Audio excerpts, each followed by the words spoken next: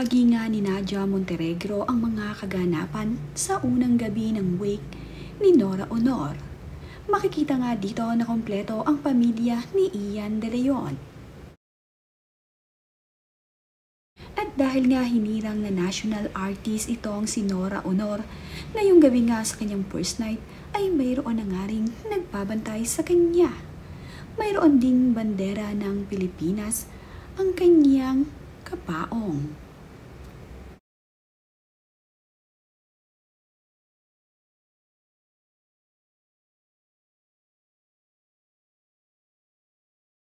Tulad nga ng mga bayani, karoon din ang ginawang pagsisilbi dito kay Nora Aunor.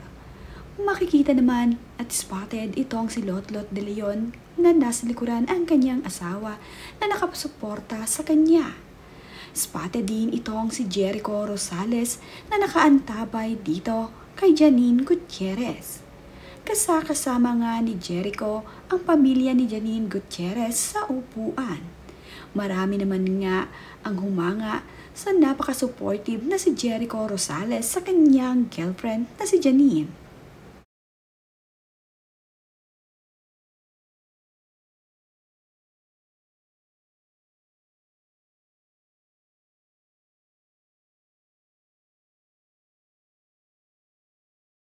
Ang mga kaganapan dito sa first night ng wake ni Nora Aunor. Nandito ang kanyang mga anak at kumpleto ang mga ito kasama ang kani-kanilang pamilya. Kumpleto ang pamilya ni Lotlot De Leon. Hanggang ngang dito kay Ramon Christopher ay nandito rin. At handa ring sumuporta itong si Monching sa pamilya ng kanyang mga anak. Ito namang si Matet De Leon ay nandito rin ang kanyang pamilya at kasama nga rin niya. Matapos nga ang mass ay nagkaroon nga ng kaunting program at noon nga na nagantabay ang mga nagpapantay dito kay Nora.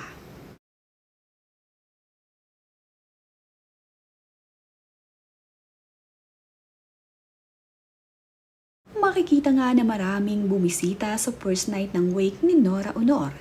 Ito nga ay tanging malalapit na kaibigan, kapamilya, kaibigan sa labas at loob ng industriya ng showbiz. At ang nakakatuwa nga dito dahil maraming nagmamahal dito kay Nora Aunor ay taos puso ang suportang ibinibigay nila para sa pamilya ni Nora Aunor.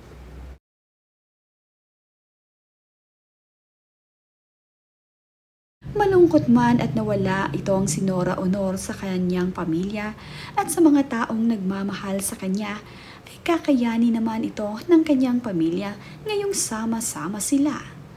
Magkakasama ang magkakapatid sa unang gabi ng wake ng kanilang pinakamamahal na si Nora Aunor o Ate Gay kung tawagin.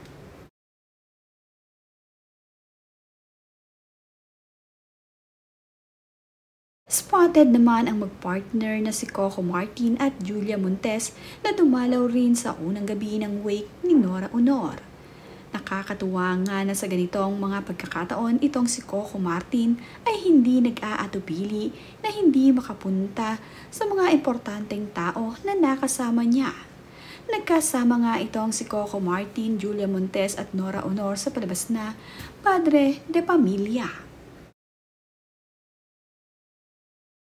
Si Vilma Santos naman, matalik na kaibigan ni Nora Aunor o ni Ate Gay, ay talaga namang kauna-unahang bumisita sa kanya. Makikita nga na napapaluha habang naglalakad itong si Ate B. At nang makalating na nga ito malapit kung nasaan nakahimlay itong si Nora Aunor, ay bumuhos na nga ang luha dito. Hindi na nga napigilan ni Ate B na hindi mapaiyak sa nangyari sa kanyang kaibigan.